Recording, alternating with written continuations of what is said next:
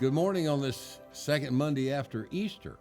Good to talk to you again. I wish I could talk to you face to face, but I have obviously COVID-19 has changed a whole lot of things in our world. And I've been pondering that. This morning, my wife left the house early. We now can go at the senior time, which means 7 to 9 at some stores. And instead of saying, I'll see you later, I said, good hunting. And what I meant by good hunting was, I hoped that she could find some yeast and flour. Seems that that's something that's in short supply nowadays. Everybody must be home baking bread. But nevertheless, when she goes out hunting for things, it's only a couple of things. We don't hoard, but we do cook a lot at home. We do that anyway. But I do know that we've eaten out a whole lot since moving to Galveston, because that's what you do in Galveston. We have so many wonderful restaurants here, and I pray that we will continue to have restaurants, wonderful restaurants, after this is over with. But I started thinking back to my childhood, way back in the last century, not that far back, but nevertheless, it seems that way to me. I grew up in a parsonage. My father's a Methodist pastor, as many of you know, and there were 5 boys in my family, no girls, and mother was a stay-at-home mom, and dad was a poor Methodist preacher. So we didn't eat out much. As a matter of fact, we probably ate out twice a year, and that was a huge and special occasion. More often than not, some members of our congregation would take pity on us and invite us over to their home. Mother was always embarrassed because we ate like ravenous beasts when we went to someone's home, and there was no food left when we left. We ate peas, salads, anything they'd put in front of us. So that was our idea of eating out. So nowadays, eating at home reminds me of what we had done before. So, we kind of gone back to where we started many years ago. I also recall that you waited a lot. There's a lot of waiting going on when you're at home and you're sort of shelter in place. You don't have the kind of intimate conversations or conversations all the time. You have to wait some.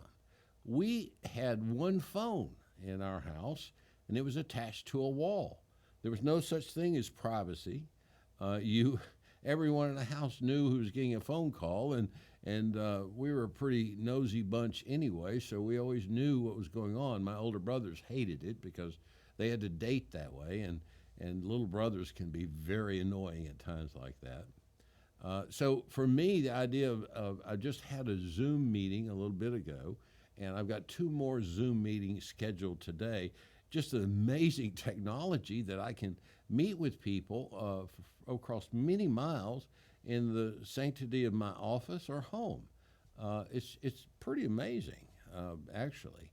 And so I'm continuing to learn about new technology because I want to take advantage of it. But we do have some advantages here. The other part of this is that it can be lonely. Our staff is going to be making phone calls to the members of our congregation just because we just want to check on you and see how you're doing. We're not asking for anything. We just want you to know that your church staff cares for you and that we want to find out how you're doing. Anxiety and loneliness can be a byproduct of this sheltering in place.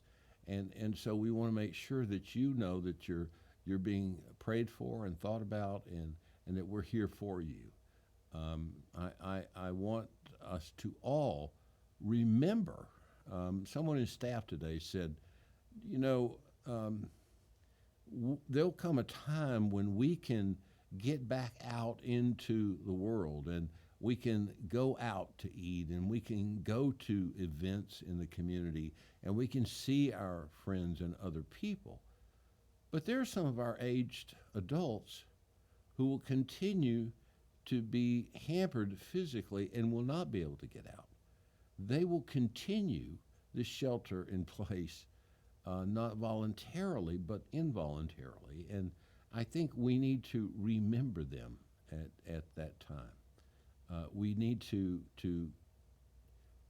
brighten their day, to make a phone call, to go by and see them. Just make sure that they're not left alone all the time. This period of time will change us.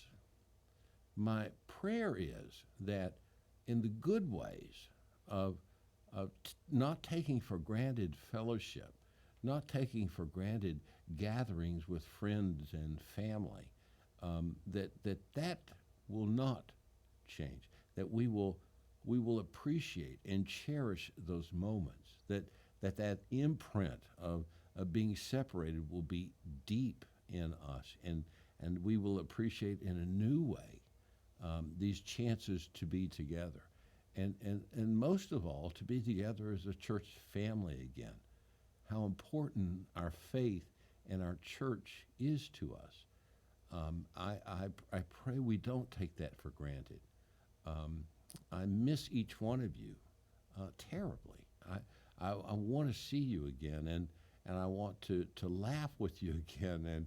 And while I don't know how long the no touch rule will be in, but at some point I'd love to put my arms around you and give you a hug too. So we're looking forward to that day, and we're looking forward to deep imprints in the things that truly matter, that have changed us, and I would hope change us for the better.